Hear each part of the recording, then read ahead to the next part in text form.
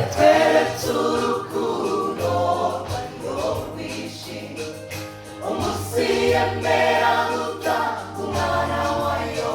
Yesu aramanuka ava ku bwacu, nta wundi uwo ni Yesu. Niwe ndirimbo ye, niwe ndirimbo y'ibihe byose.